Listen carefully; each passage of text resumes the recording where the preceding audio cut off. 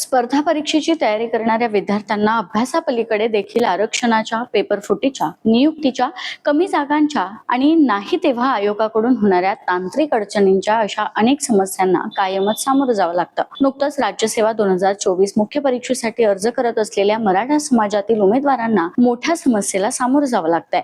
महाराष्ट्र राजपत्रित नागरी सेवा संयुक्त पूर्व परीक्षा 2024 होण्याअगोदर मराठा समाजातील अनेक विद्यार्थ्यांनी EWS किंवा खुल्या प्रवर्गातून अर्ज केलेले होते. मात्र दरम्यानच्या काळात मराठा समाजाला SCPC आरक्षण जाहीर झाल्यानंतर आयोगानं त्या उमेदवारांसाठी EWS किंवा खुल्या प्रवर्गातील मराठा उमेदवारांना SCPC मधून अर्ज दुरुस्ती करण्याची संधी दिली होती. त्यावेळी हजारो मराठा उमेदवारांनी अर्ज दुरुस्त करून EWS किंवा खुल्या प्रवर्गातून SCPC प्रवर्गाची निवड केली. मात्र आता यातून मुख्य परीक्षेला पात्र ठरलेल्या उमेदवारांना आपल्या प्रोफाईलवरती SCPC ऐवजी पूर्वीप्रमाणेच EWS किंवा अनकॅटेगराइज म्हणजेच खुल्या प्रवर्गातून अर्ज केल्याचं दाखवलं जात आहे. मुख्य परीक्षेला अर्ज करण्याची शेवटची तारीख 3 एप्रिल असल्यामुळे या परीक्षेला मुकण्याची भीती अनेक उमेदवारांमध्ये. यामुळे हजारो मराठा उमेदवार मानसिक तणावात असून मुख्य परीक्षेचा अभ्यास करावा की आयोगाचा हा गोंधळ सोडवावा या दुविधा मनस्थितीत आहेत. दरम्यान ही तांत्रिक अडचण असून लवकरच यावर उपाययोजना करण्यात येईल असं आयोगाकडून सांगण्यात आल्याचं काही विद्यार्थी संघटनांचं म्हणणं आहे.